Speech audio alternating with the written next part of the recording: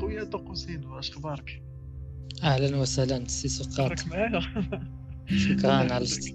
المهم شكرا لك اللي زاد دخلتي مرحبا. الدواء وهذا. وكيف قلت لهم با. قبيله، يعني حتى ديك المواضيع الفلسفيه اللي تطرقت ليها في القناه ديال اونتروبو، يعني مره كنت كنجلسو انا وياك تنتشاورو، يعني كون ما جلسناش ما غاديش نعرف انا يعني هاد الهداوي وشنو هي الهيدونيزم، وهكذا تكلم مزاراديشت والمدينه وهذا الشيء. مرحبا بكل فرح. نشكرك هكا، ويعني وهاد الناس يعني اللي في القناه وهذا يعني اكثر يعني كيستافدوا من هذا الشيء كامل، يعني داكشي يعني ما كيمشيش غير هكاك هباء منثورا، يعني الناس راه الحمد لله كيستافدوا. وحتى حنا هادشي كله بغينا نديرو حتى الناس اللي كيمارسوا هاد الموسيقى ولا يفهموا بعدا شنو كيديروا وهذا، وتكون كاينه واحد الثقافه خصوصا في المجال القناوي. في المجال القناوي تتلقى معلم وهذا قليل اللي كتلقى شي واحد واعي ولا قاري كتلقاه يعني مازال في امن الحوايج اللي شكل خلاص ليه كيعرف يسدد سميتو. هذا ما كان وهادشي كله في اطار التوعيه وهذا. يعني الانسان اللي بغى يكون فنان خاصو يكون فنان وجميل كي كنقولوا، بما اننا كنهضروا في فلسفه الجمال. المهم نخلي لك الكلمه وطفي المايك ديالي وخليو الناس يسمعوا. اشحال ندير الوقت سي سقراط؟ خويا انت هو حنا كنا هذه المداخله ديالك وي باش ما نكونش شي ضيف ثقيل الظل كيف كيقولوا. لا خويا دابا راه كلشي ديالك. نحاول ما امكن نلخص قدر الامكان ونعطي اولا بعدا شكرا لك سي سقراط على هذا المجهود اللي كتقوم به، اللي هو مجهود محمود في الحقيقه، لان من اكثر الاشياء التي نفتقد اليها هو الحلقيات ديال التثقيف العام، بعيد عن المدراج بعيد على هذاك الجو ديال لافاك وعلى الجو ديال هذوك اللي كيكونوا جالسين ودايرين الكرافطه ولابسين مزيان ودايرين الصباط القهوه شحال هادي راه ما كانوش كيديروا القهاوي باش يشربوا فيهم القهوه، كانوا كيناقشوا مواضيع علميه. نعم كانت هناك ما يسمى بالمقاهي العلميه والمقاهي الادبيه الى اخره. وكنشكرك ايضا حتى على هذا الموضوع لانه موضوع مهم بزاف واللي فيه مشاكل كثيره جدا وتصورات كثيره جدا، والكثير من المجالات تكلمت فيه الفلسفه، تكلم فيه التاريخ، تكلم فيه المجتمع، تكلم فيه الدين، تكلمت فيه الحضاره الانسانيه كلها بشكل عام. وانا كنتصنت الاخوان مجموعه من النقاط التي تم طرحها مهمه للغايه. يعني كاين اللي يربط الفن بالسعاده وهذا امر جد مهم. طرحت المساله ديال الفن ما بين ما هو حسي ومادي وما هو معنوي. البعض قال ان الفن راه ماشي شي حاجه ملموسه، ولكن البعض الاخر اعتبر ان الفن مرتبط بما هو مادي وما هو ملموس. البعض نتكلم على العلاقه ما بين الفن والمجتمع، الفن والعقل، يعني مواضيع كثيره جدا وافكار كثيره طرحت مهمه للغايه. وما يمكن ان اقدمه انا لن يتجاوز ان نؤسس معرفيا لهذه الافكار، يعني فقط باش نتملكوا بعض المعارف اللي مرتبطه بالفلسفه عموما واللي مرتبطه بالتاريخ او يعني ان نؤسس هذه الافكار تاسيسا نقديا ومعرفيا. فإلا رجعنا للأول وطرحنا السؤال ديال ما هو الفرق بين الفن والجمال، لابد أن نطرح قبل ذلك سؤالا أساس: ما هو الفن في حد ذاته وما هو الجمال؟ لكي نميز ما بين هذا المجال لابد أننا نحدد كل مجال على حدة، ولكي نقوم بذلك يمكن أن يعني نوضع واحد المشهدين، أن نقوم برسم مشهدين. احنا بجوج هنايا نرسموا جوج المشاهد. الإخوان اللي معايا كيتصنتوا لينا دابا يتخيلوا راسهم مشاو بلاصه شي منطقه جبليه، ووقفوا على راس القمه ديال شي جبل، وبدات كتبان لهم الطبيعه الخلابه والسحب والجبال تتراءى، الانهار متدفقه والشلالات والغابات. لا شك ان الجميع غادي يوقف وغادي يقول اوه هذا مشهد جميل للغايه، مشهد رائع. ولاحظ معايا انه عندي هنايا حكم جمالي، كاين واحد الاحساس، وهذا الاحساس ترجم بالتعبير ديال هذا مشهد جميل، ونقدر ناخذ تما سيلفي او شيء من هذا القبيل كتذكار. وكاع الى شي مره كنا في ايطاليا او ودخلنا شي متحف من المتاحف الايطاليه، او في فرنسا في شي متحف اللوفر مثلا، او لا شك اننا غادي نوقفوا حدا شي طابلو من الطابلويات الشهيره في العالم، لا موناليزا مثلا، وسوف تبهرنا بجمالها. وكذلك إلا وقفنا حدا في إيطاليا، إلا وقفنا قبالت واحد التمثال عظيم جدا، تمثال مصنوع من الرخام، تمثال ديال البيتا أو لا بيداد. غادي نقدر نخلي لكم الصورة ديالو، أو يعني في شي غرفة من الغرف إياها. ولكن خلينا نطرحوا سؤال، ما هو الفرق ما بين المشهد الأول على قمة الجبل والمشهد الثاني في قلب متحف؟ غادي نلقاو واحد الفرق كبير جدا، وفيه يمكننا نتلمسوا يعني التمايز ما بين الجمال والفن، لكي نقول ان المنظر الاول هو منظر طبيعي، وبالتالي الجمال ديالو نابع من كونه طبيعيا إن شئنا أن نقول. هنا التأثر نابع من التعاطي مع شيء لم تتدخل فيه اليد البشرية. ماشي هو الإنسان اللي خلق الجبال، وماشي هو اللي رسم الشلال، ماشي هو اللي صوب السحاب في السماء، ولكن هذه أشياء موجودة، والإنسان يتلقاها تلقيا جماليا. فهنا كنتحدثوا على الجمال الطبيعي. نقدر نقولوا ان الجمال الطبيعي هو عباره عن شيء جميل. ولكن لاحظ معايا انه وحنايا في قلب المتحف ديال اللوفر او في قلب احد المتاحف الايطاليه، الامر اختلف جدا. هذاك لابيتا اللي كنشوفوها تما بداك التفاصيل وبداك الدقه، لابيتا هو واحد التمثال يعني نحته مايكل أنجيلو من احد ابرز واروع النحاتين والرسامين، في درجه انه قضى 25 عام من العمر ديالو معلق باش يرسم واحد السقف ديال الكنيسه، وكانت من اعظم الرسومات. لابيتا الى شفنا الاصل ديالها هي عباره عن ماذا؟ يعني حجره ديال الرخام.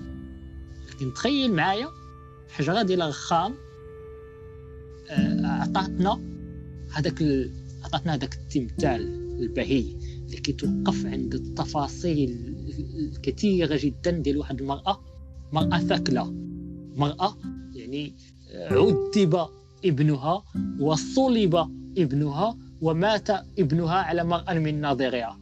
واللحظه فاش نزلوه من الصليب خدته بين ذراعها كأنها كتاخذ الأول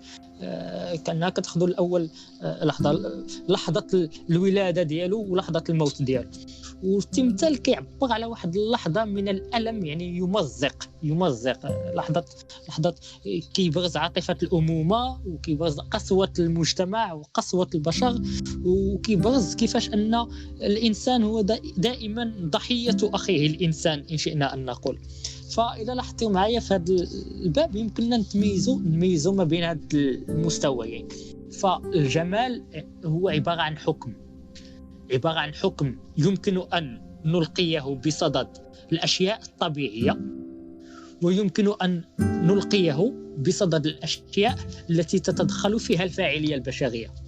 عندما تتدخل الفاعلية البشرية ما كنبقاوش فقط بصدد جمال، ولكن نتحول إلى مجال أكثر دقة، هو مجال إن شئنا أن نقول التصوير الجميل أو الفن الجميل. كاع في التخصصات العلمية كاين ما يسمى بلي بوزار أو يعني الفنون الجميلة. فلاحظ معايا هاد يعني هاد الثنائيه اللي مهم جدا نميز بيناتها. الفن لا يمكن ان نتحدث عنه الا عندما تتدخل الفاعليه البشريه. كاع الكلمه في الاصل ديالها كلمه ارت راه كلمه اغريقيه، وكترجع يعني كترادف في اللسان اليوناني، كترادف الكلمه ديال تكني او تكنيك. داكوغ، الارت يعني الفن والتقنيه في اللسان اليوناني القديم كيحيلوا على نفس الشيء، كيحيلوا على المهاره البشريه، على ما يسمى بلو سافوار فير، يعني مهاره الفعل. فالفن ولا التقنيه، النحات فنان، الاسكافي فنان، الخراز فنان، الرسام فنان، النقاش الذي يعني النجار فنان. يعني هؤلاء جميعا المشترك بيناتهم هو أنهم يمتلكون مهارة معينة، مهارة فعل معين. والفعل هنا كيجي إما عن طريق المحاكاة، يعني كنشوف شي واحد كيقوم بشي حاجة كنحاول نقوم بها حتى كنولي فنان بحاله، أو كيجي عن طريق التعلم، يعني التعليم، كيجي شي طفل وكيمشي عند شي صنايعي وكيتعلم من عنده، او عن طريق الدراسه. وكاين المجال الاكثر خصوبه والاكثر فاعليه والاكثر تحررا ان شئنا ان نقول هو مجال الابداع. مش كنتكلموا على الموسيقى او كنتكلموا على الرسم او كنتكلموا على النحت، هذه مجالات ينعكس فيها الابداع الفني. فهذا مدخل اولي. إلا بغينا نعمقوا الأمر أكثر يمكننا نشوفوا، يعني نستحضروا هذا المشهد الثالث. إلا افترضتوا معايا الإخوان أننا في قلب شي حديقة، وهذه الحديقة فيها مناطق متعددة مزهرة وفيها ورود كثيرة. كتجي انت كتشوف هذه الوردة وكتعجبك، وكتزيد شوية وكتقول لا هذه الوردة هذه واعرة أكثر، وكتزيد شويه وكتبان لك لا كتبان لك ورده واحده اخرى وكتقول هذه الورده هذه اكثر روعه، وكتزيد المره الرابعه وكتقول اوه هذه فايتهم كاع، هذه اكثر روعه من كاع. فلاحظ معايا كل مره نتقدم بصدد شيء جديد يتظهر لنا كانه الاكثر جمالا. وهنا يطرح سؤال: شنو هو المعيار اللي كنعتمدوه وكيخلينا نحكموا على هذه جميلة وعلى الأخرى أكثر جمالا وعلى الثالثة أكثر جمالا من الاثنتين السابقتين؟ شنو هو المعيار؟ هذاك الحكم في حد ذاته منين كيجي؟ واش هو عبارة عن طباع؟ واش هو عبارة... أفلاطون عنده تصور جميل للغاية، تصور غريب إلا بغينا نقوله. كيقول لك أنه هذا شتي داك الجمال راه هو في الحقيقة ديالو عبارة عن فكرة، وهذه الفكرة كاينة في واحد العالم مطلق، عالم المثالي أو عالم المثل. والنفس قبل ما تحل في الجسد، قبل ما تحل في البدن، كانت كتعيش مع الحقائق المطلقة، مع المثال ديال الخير ومع المثال ديال الحق ومع المثال ديال الجمال ومع بزاف الأشياء. ولكن اللحظة اللي حلات فيها النفس في الجسم، بحال الا بغيتي تقول نسات كل شيء، نسات داك الشيء كله اللي كنت كتعرفه هي في عالم الحقائق وفي عالم المثل.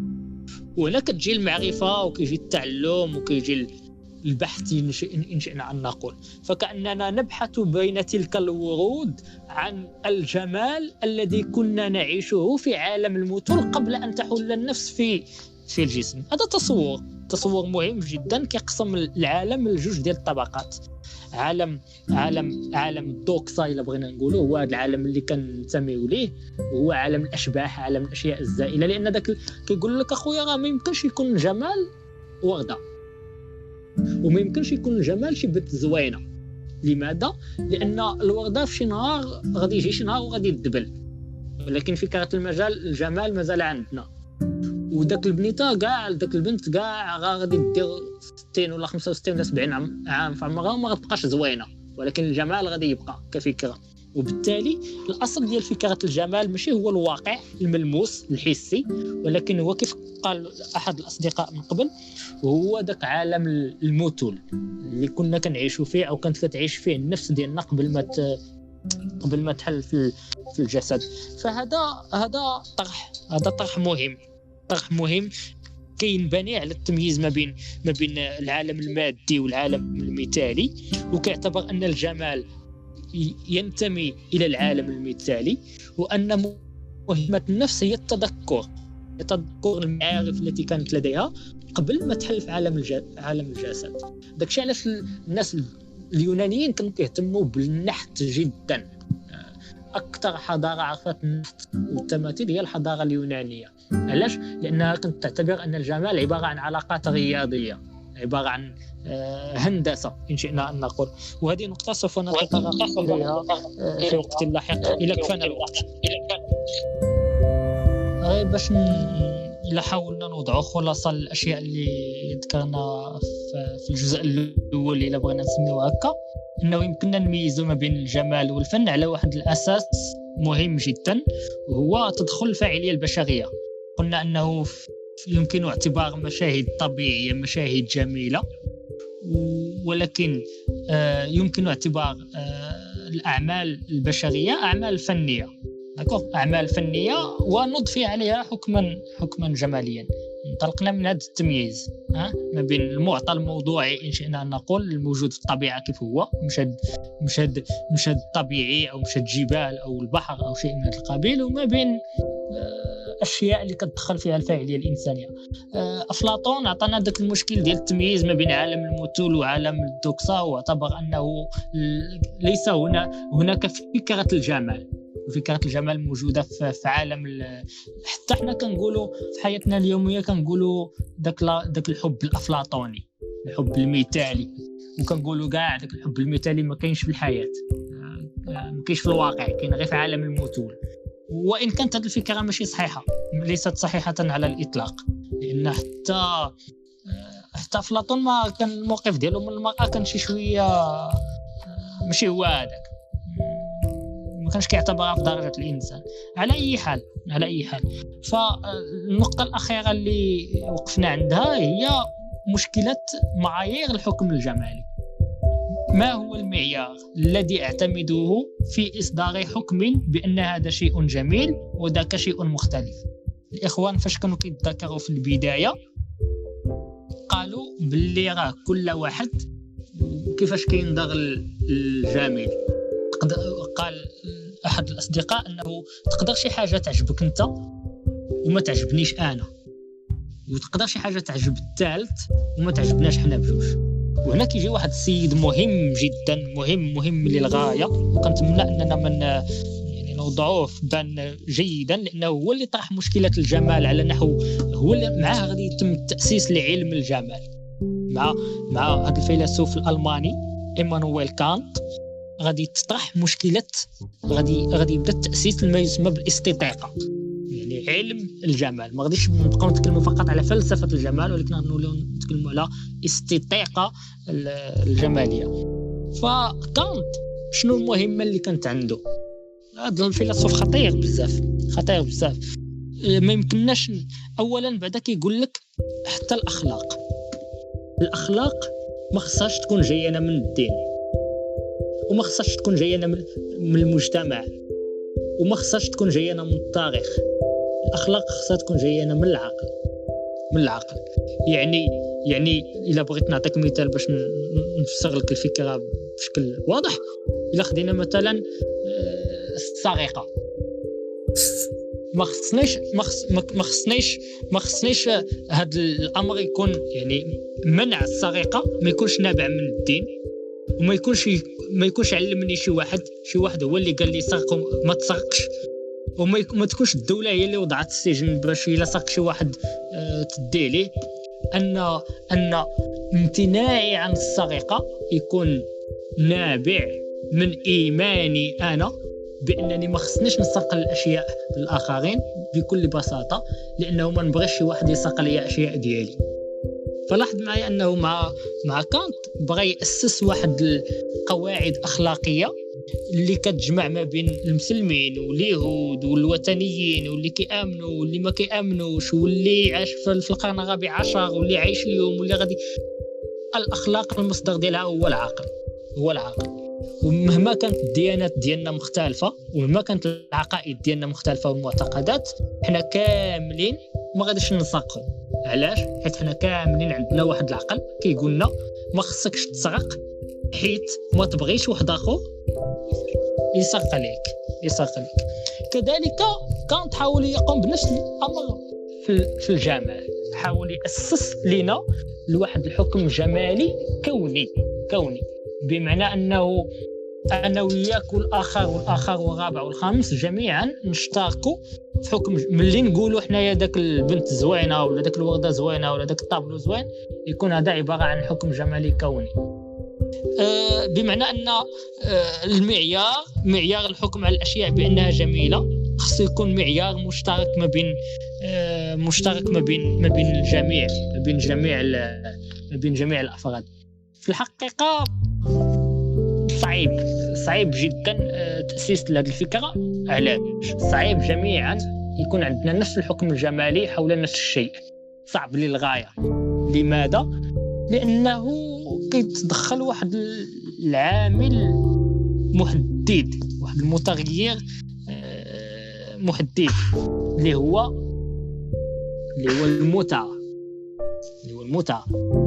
نحن نصدر حكما جماليا على شيء ما لأنه يجعلنا نشعر بدرجة ما بالمتعة، كنستمتعوا.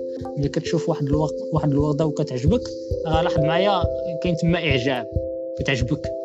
ملي كتدخل للسينما باش تفرج لشي فيلم، راه واخد في الفكرة ديالك أنك غادي تعيش واحد المرحلة من الإثارة والتشويق.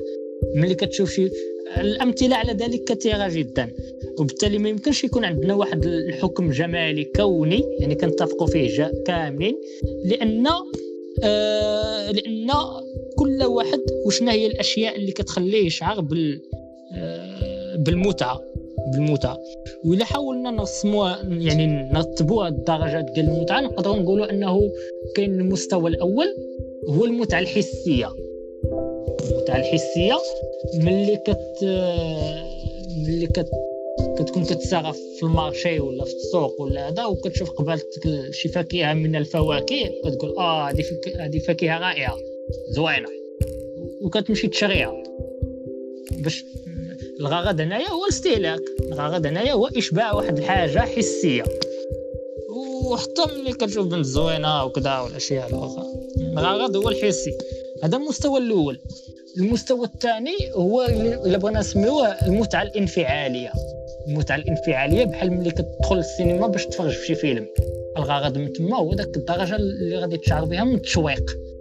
ملي كتفرج في ماتش ديال الكره ما بين البارسا والريال، كتلقى الكبده ديالك غادي تخرج من بلاصتها.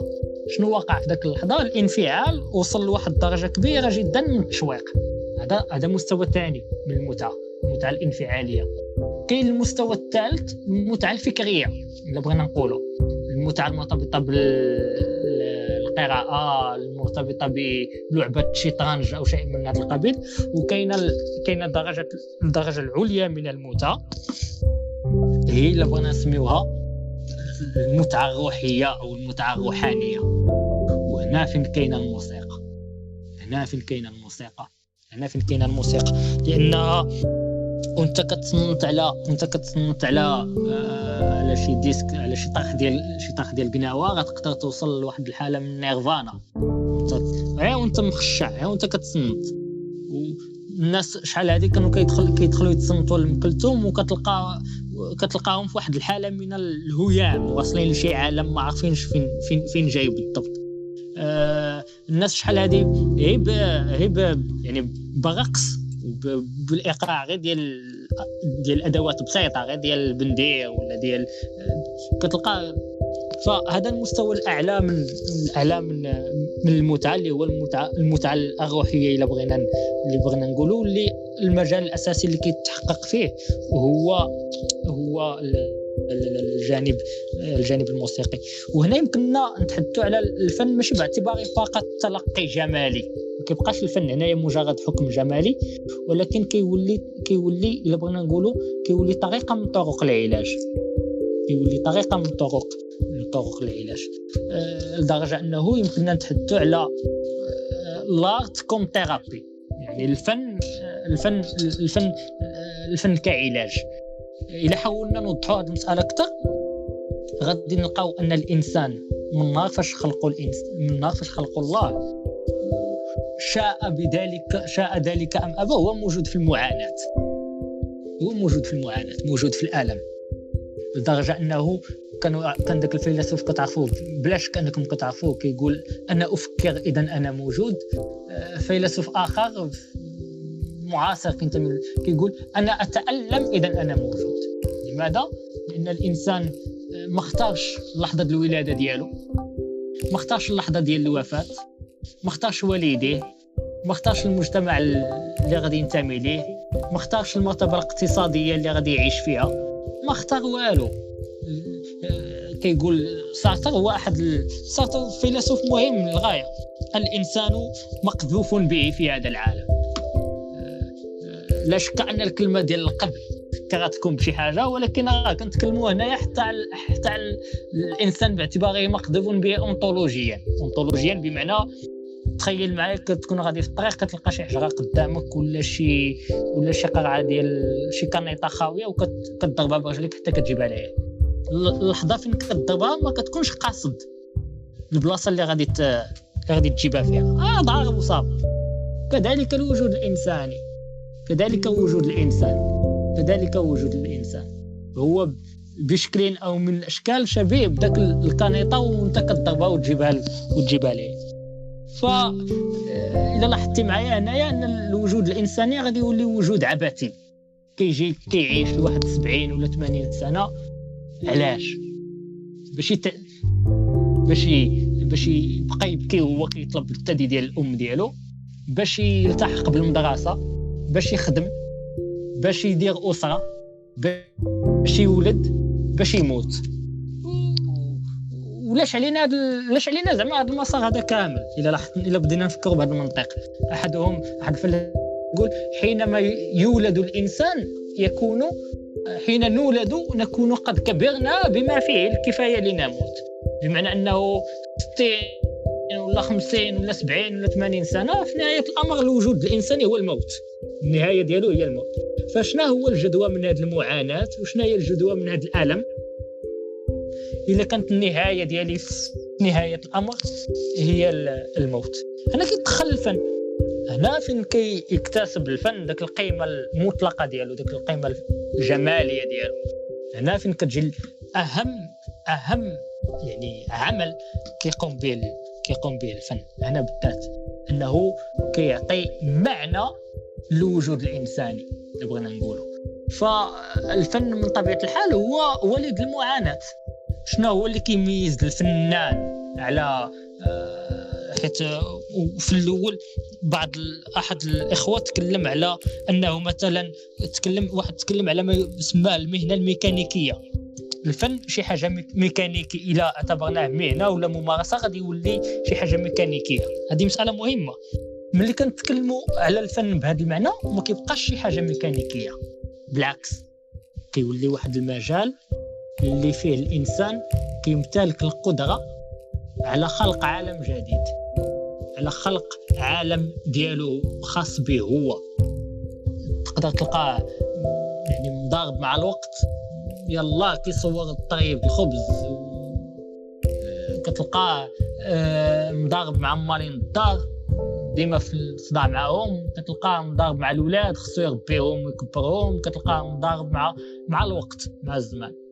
وحيت هو رافض داك العالم هذاك، رافض داك الوضع اللي مفروض عليه، هو كيختار عالم ديالو، عالم هداوي الا بغينا نقولوا، ولا عالم قناوي، ولا عالم كينتمي ليه هو بوحديته، ولا هو والناس اللي كيشاركوا معاه نفس هنا كيولي الفن واحد الطريقه من الطرق ديال المعاناه، لدرجه ان يعني طريقه من الطرق ديال العلاج.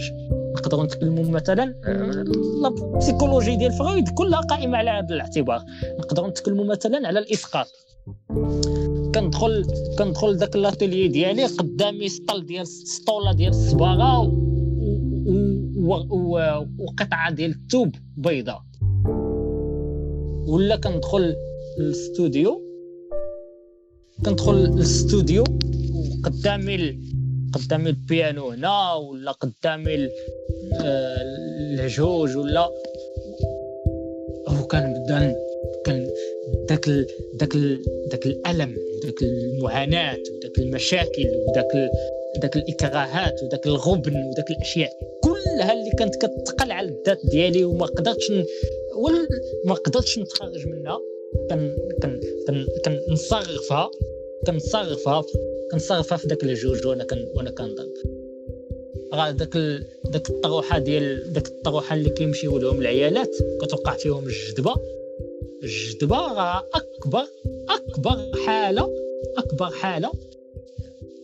اكبر مجال كيتقلص فيه الانسان داك اللي كتقال عليه.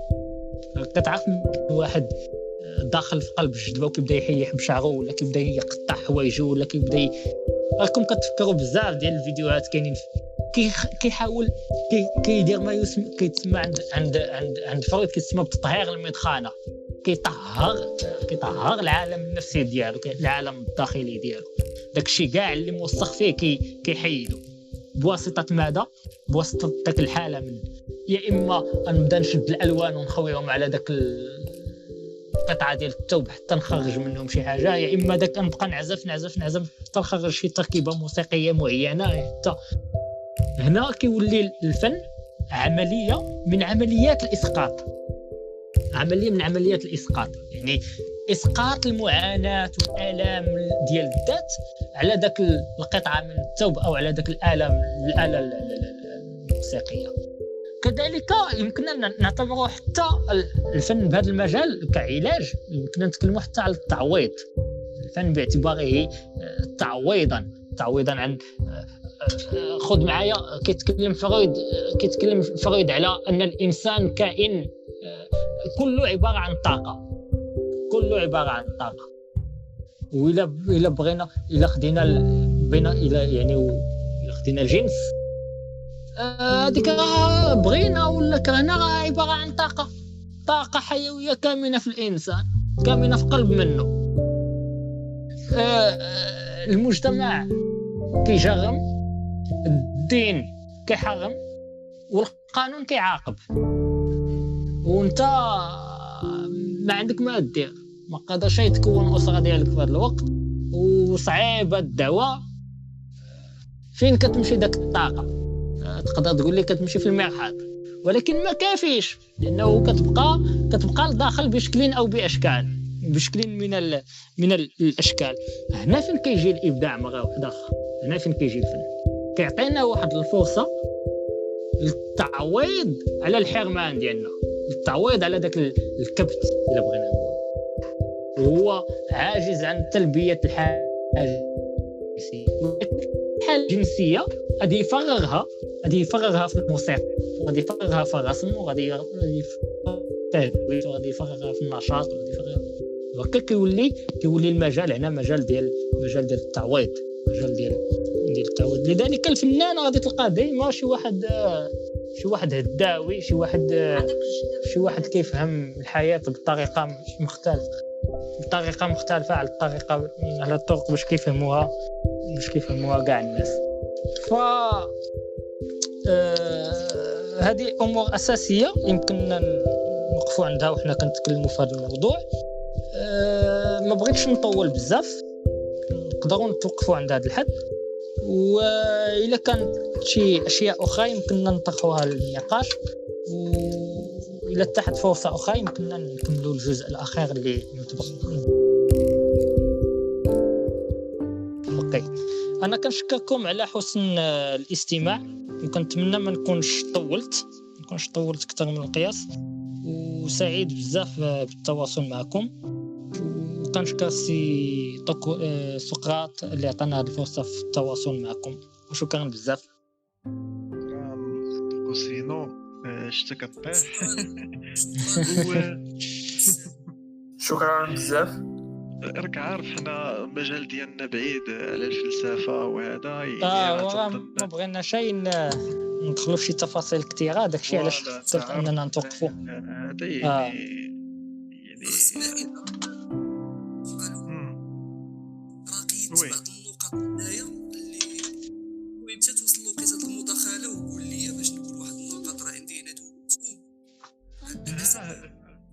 ندوزو للمداخلات. وي توصل لوقيته المداخلات. انا غير عطيتك واحد لوسيد صافي ياك اخي احمد طقوسينو. نعم صافي نعم. ندوزو الا كاينه شي للمداخلات. مداخلات غادي ولينا تكلف السي نوصلو. سقراط بالتنظيم، فهمتي، تكلف بهذا. كوكو. اما يتم تجميع الاسئله، فهمتي، هي ومن بعد لا، الاسئله أوكي، ولا مرحبا. الاضافات ولا التعليقات، ماشي بالضروره تكون اسئله، فهمتي، لانه حنا ماشي في محاضره، حنا ماشي في لافاك ولا في ندوه، ولا حنا غير بغينا نديروا واحد العمليه ديال التثقيف العام، الا بغينا نقولوها، ولا انه هاد المعارف ما تبقاش كتقرا غير في المدرسه وفي لافاك وفي هذا، ولكن نخليو الافكار توصل يعني اكبر قدر ممكن من الناس. نعم. هو الصراحه مشيت انا شويه وشي مرتين انا براسي راه شي حوايج ما فهمتوش مزيان، لان داك الشيء كان اكثر يعني خص باش تفهم شي مصطلحات وشي حاجه تكون شويه متعمق في المجال الفلسفي. فالمهم ما نطولش عليكم، نخلي الناس اللي عندهم شي مداخله ولا شي حاجه ولا شي توضيح ولا شي اضافه ولا شي فكره ولا اي حاجه يتفضلوا. الوغ كاين بكر، شكون اخر اللي بغى شي واحد يهضر باش انا المداخلات؟ فلوخي ياك بالنسبه في بدايه الموضوع ديال الاخ احمد كان هضر على غادي نوقفوا فوق شي جبل وغادي نجمعوا باننا راه يعجبنا داك المنطق،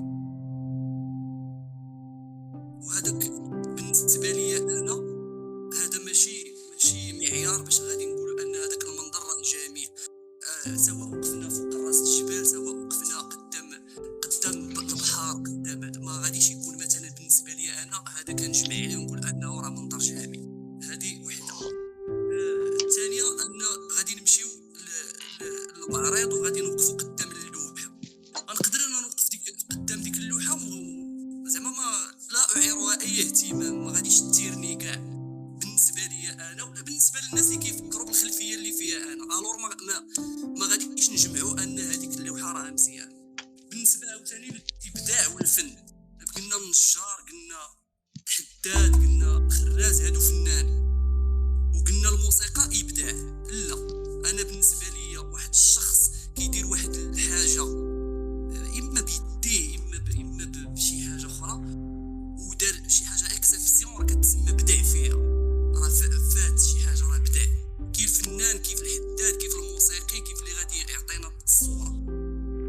بالنسبه عاوتاني للمستويات ديال الجمال، قلنا دخلنا لواحد الجرده وبانت لنا واحد الورده، وقلنا هاد الورده راه احسن من الورده الاخرى. هذا في حد ذاته المعيار ديال الجمال كيختلف عند الناس. تقدر انا هذيك الورده الاولى عجباتني، الثانيه عجباتني، الثالثه ما تعجبنيش، والرابعه ما تعجبنيش. الاخر عاوتاني اللي يكون معايا غادي تعجبو الاولى، غادي تعجبو الثانيه، الرابعه ما غاديش تعجبو. يعني هذه تتبان لي انا متناقضه مع داكشي اللي تقال في الاول. وفي الشطر الاخير ان المدارس ديال الفلاسفه ولا المفكرين اللي داروا المدارس ديال معيار الجمال، انا بالنسبه لي ما بدلو حتى شي حاجه، حيت هو شافها من المنظور ديالو، هو ما غاديش يطرحها عليا انا ولا على مجموعه ديال واحد الناس. ما هذاك الشيء تيبقى ليه ديالو هو، وقالوا لواحد الناس في واحد الوقيته والناس قالوا له ولكن انا فاش جيت انا في هذه الحقبه ديالي ما تيبان لي هذاك الشيء ديالو ماشي هو هذاك، تيبانوا لي حوايج اخرين. واخا كاين عاوتاني وصلنا لواحد الشك، واخا خرجنا شويه تما على الموضوع ديال الجذبه والنوع ديال تطهير الروح. انا غادي ممكن نطهر الروح ديالي بواحد الموسيقى اللي هي مثلا قناوه، واحد اخر غادي يطهرها بواحد النوع ديال الموسيقى اخر اللي تيبان لي انا لا علاقه مع داك الشيء تيدير، ولكن هو تيطهر فيه الروح ديالو. الور كل واحد كيفاش تيشوف التطهير ديال الروح ديالو بواحد الموسيقى، ماشي بالضبط هذيك الموسيقى اللي انا انتريسي ليها. وفي الاخير الحكم ديال الجمال مع الفن تيبان لي الجمال في واد والفن في واد اخر، حيت انا بالنسبه لي انا ما عندهم حتى شي علاقه، حيت كل واحد كيفاش يشوف الجمال. حيت الا تعمقنا ودخلنا في العمق ديال هاد الاشياء، وفي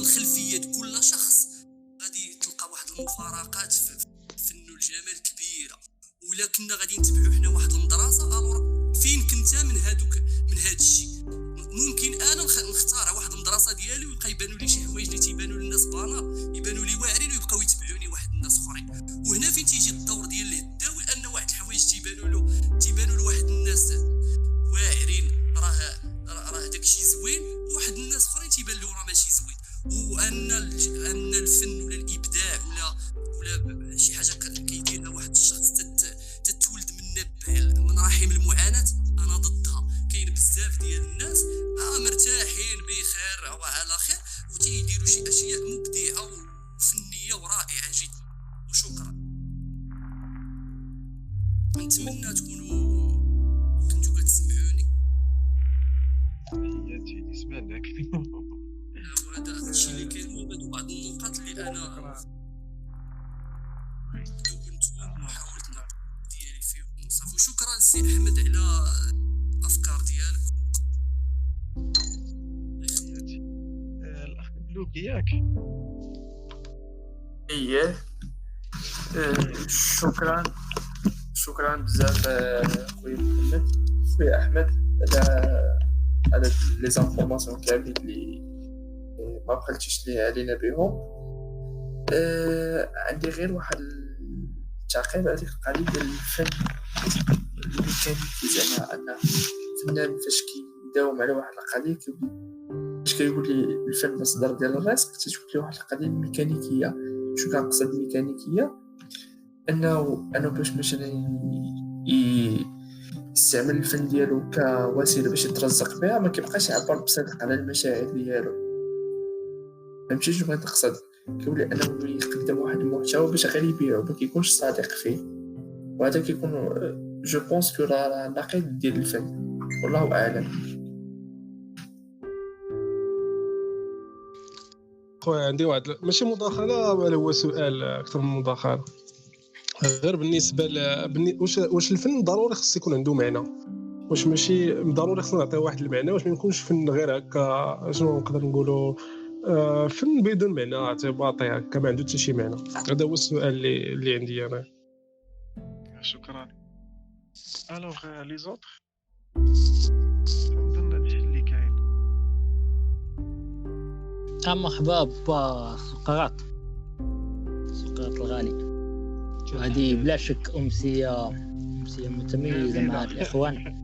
اللي خصك واش المعرفة فقط واش هاد المعرفة فقط افتراضية ولا عندها شي أسس واقعية إجرائية؟ يعني إلا كانت افتراضية راه خصها تنتقل للعالم الواقعي. سيما أنه غادي يكون الصيف مقبل إن شاء الله، فإذا كانت كاع كاينه شي امكانيه كاع نتجمعوا ونتذكروا بشكل واقعي. يعني نجلسوا شي جلسه نعم سيدي تكون هداويه حتى هي بالمعنى ديال نديروا شي رحله شي نهار. اي فوالا سي سا سكو جو فيان دو دير. غير باش نشير فقط لبعض الاشياء حيت ما يمكنليش نعاود كل شيء. انه بحال دابا الاساس من بالنسبه للاخ اللي تكلم في الاول، الاساس احنا دائما وحنا كنركزوا على الفكره. المثال كيكون فقط من اجل التوضيح. فالمشاهد اللي ذكرت فقط باش نميزوا ما بين مجال الجمال ومجال الفن. داكوغ؟ مجال الفن مرتبط اساسا بما ابدعه الانسان. مزيان نكون واضحين في هذه الفكره. ولكن الحكم الجمالي اللي كنقول هذه زوينه راني كنعطي عليها حكم، راني كنقدم بصددها حكم. الحكم الجمالي نقدر يعني نطلقوا على الاشياء الطبيعيه. تقدر تكون اللي بغيتي. الا ما كيعجبكش الجبل وما كيعجبكش السحاب وما كيعجبكش هذا، يمكن لك تشوف اشياء اخرى. المهم انها تكون طبيعيه. فهمتي؟ فالحكم الجمالي يمكن لي نطلقوا. سي احمد نكمل. لا يرضي عليك هنا فين كاين المفارقه في هذه. والزعما راه من طرف اله خصنا نقولوا عليها راه جميله ولا راه ماشي حنا ما دابا هذا الا انتبهتي معايا حنا دابا ما بغيناش نطرحوا المسائل اللي مرتبطه باشياء ميتافيزيقيه هادشي حنا هو كنقولوا بالضبط اللي انا ما متفقش عليه. نعم انا بالنسبه لي نعم. ماشي اي حاجه صوبها اله راه غادي خصنا نقولوا عليها راها مزيانه ولا راها واو بهذا المسألة. غير ملي كتقول لي صوبها اله هنا كتنتقل لمستوى اخر كتولي تتكلم على العله الفاعله. فهم الفكره اللي بغيت نقول لك كتولي تتكلم على العله الفاعله فهمتي. حنايا ما كيهمناش غير باش ما نعم خليني نوضح هذه النقطه. نعم على اللي نحت هذيك التمثال في الكنيسه حتى هي راه واحد الحاجه زوينه. نعم وتجمع عليها كل شيء بان راه حاجه زوينه. نعم راه ما صوبهاش اله. نعم هنايا هذه هي النقطه بان انا الفكره ديالك واضحه غير الا بغيتي تزيد عليها حاجه جديده فهمتي. شكرا. حنا ما كيهمناش حنا الطبيعه ما كيهمناش واش خلقها الاله ولا وجدت راسها براسها ولا ما توجداتش كاع منها فاش كانت هي كانت ماشي هذا هو موضوعنا فهمتي. مش موضوعنا حنا ما كنقولوش على ان الجمال يعني جمال الطبيعه علامه من علامه خلق الله. حنا كنقولوا على الجمال باعتباره حكم يمكننا نصدروه على اشياء طبيعيه بغض النظر عن من اوجد هذه الاشياء الطبيعيه وعلى الحكم الجمالي باعتباره يعني نصدره ازاء الاشياء اللي صنعها الانسان. هنا الاساس عندي هو الميزو ما بين هاد الجوج فقط. داكوغ هذا مستوى اول. رجع داك المشكل ديال لوط بارلور الاخوان كيديرونجي. امين دير ميوت امين. اي واحد الاخ دخل راه واقيلا هو اللي عنده مشكل. لا باس شكرا. لا باس. فوالا الوغ كيف قلنا انه نحن لا يهمنا المصدر الميتافيزيقي للاشياء. كيهمناش واش خلقها الله ولا ما خلقهاش ولا وجدت راسها براسها ولا ما توجداتش اصلا هي من فاش كانت هي هكاك. ماشي هذا الموضوع. انه كاين اشياء يخلقها الانسان ويبدعها الانسان وكاين اشياء موجوده بدون تدخل الانسان. الحكم الجمالي كنصدروه الحكم بان هذه زوينه كنصدروه على هذيك الاشياء اللي كانت موجوده قبل ما يتوجد الانسان وعلى ذاك الاشياء اللي موجوده من بعد ما توجد الانسان وتدخل فيها يعني وصنعها هو. هذا امر مهم. المساله الثانيه متعلقه ملي شرنا المساله ديال من طبيعه الحال الجدبه راه غير مثال. حنا عندنا الجدبه في هذا في الثقافات عندهم هما الاكزورسيزم. في الثقافه الغربيه مثلا كاين الاكزورسيزم عند هذاك كيكون غير شي واحد سكران كيقول له خويا راني وصلت للحقيقه دابا. هذا يعني المقصود هنا هو ذاك الحاله من الشعور بالرضا عن الذات وبتحقيق التوازن من بعد الاستماع الموسيقى ولا من بعد القيام برسم او القيام بقصه او شيء من هذا القبيل. فالاساس هو ذاك الاحساس اللي كيعطيه لي العمل الفني سواء كنت ابدع ولا اتلقاه. لانه راه ما كاينش غير الفنان بوحده. راه حتى اللي كيمشي للمتحف باش يشوف لوحه جميله راه حتى هو فنان. حتى داك اللي كيتصنت الموسيقى ولا عطيتيه شي آلة يعزف عليها ما يعرفش راه حتى هو فنان. هذه خاصيه انسانيه مشتركه ما بين الجميع. وهنا غادي نجيو للمساله ديال الميكانيكيه مره اخرى. غير علاش ذكرنا الميكانيكيه الاخ الكريم؟ لانه الاصل في الفن فاش ظهرت الكلمه ديال ارت لاول مره فاش ظهرت لاول مره في التاريخ ظهرت مع اليونان. وملي كانوا كيقولوا هذه الكلمه ديال ارت اللي كنترجموها احنا بالفن كانوا كيقولوها على المهارات، على المهارة، داكو، المهارة الفعل، مهارة صناعة التماثيل ولا مهارة الخزف ولا مهارة كذا ولا مهارة كذا. أن تتقن عملك، أن تتقن شيئا ما، فهذا يعني أنك فنان. داكو.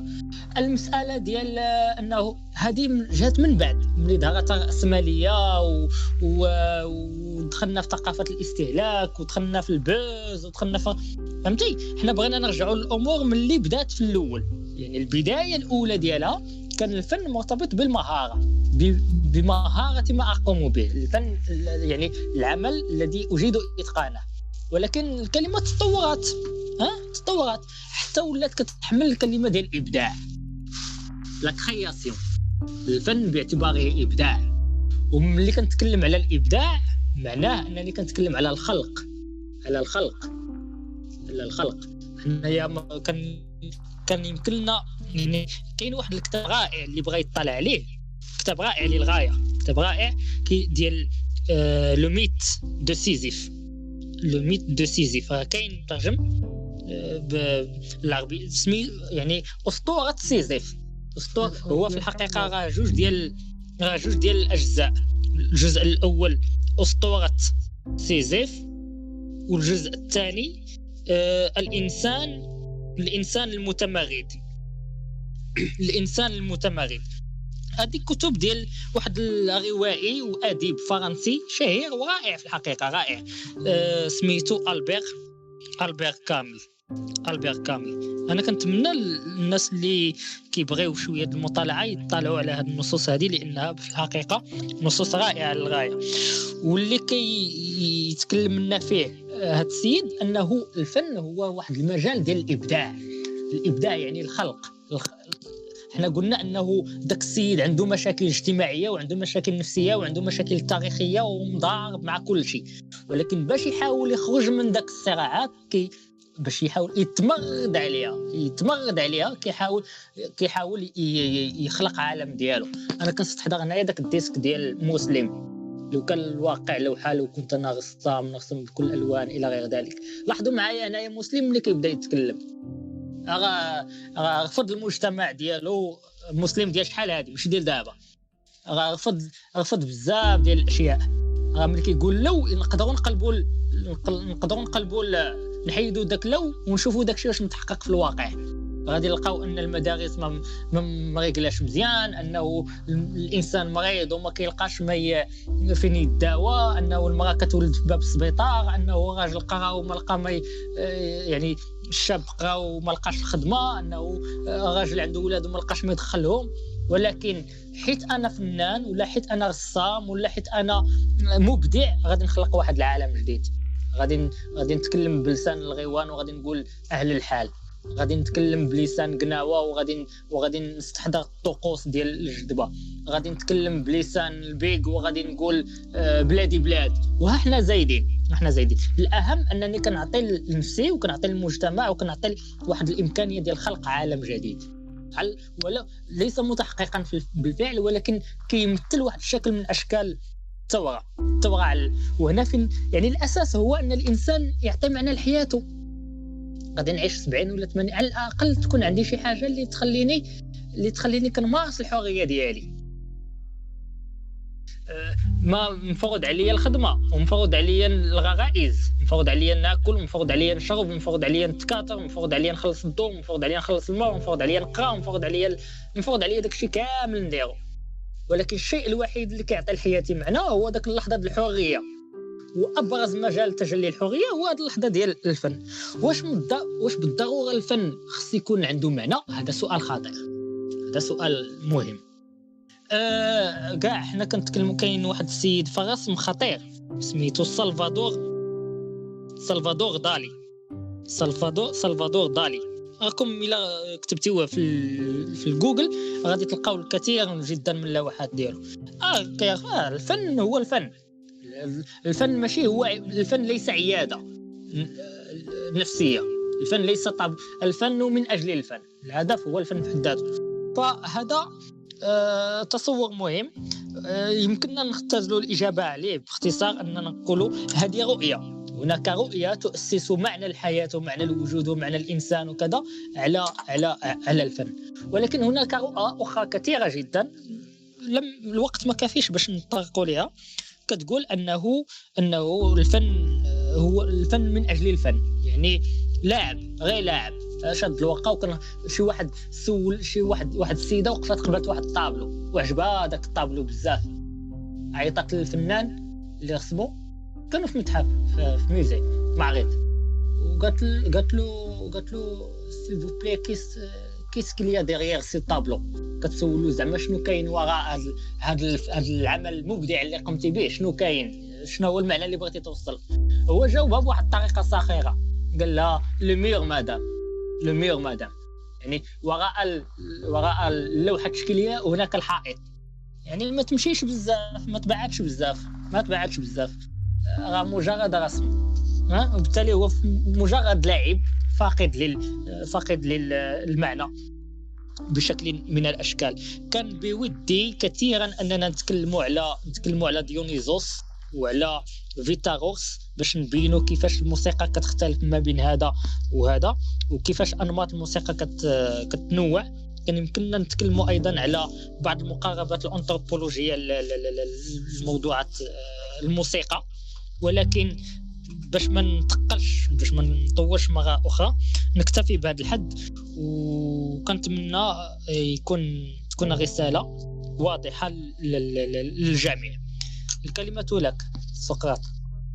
شكرا جزيلا.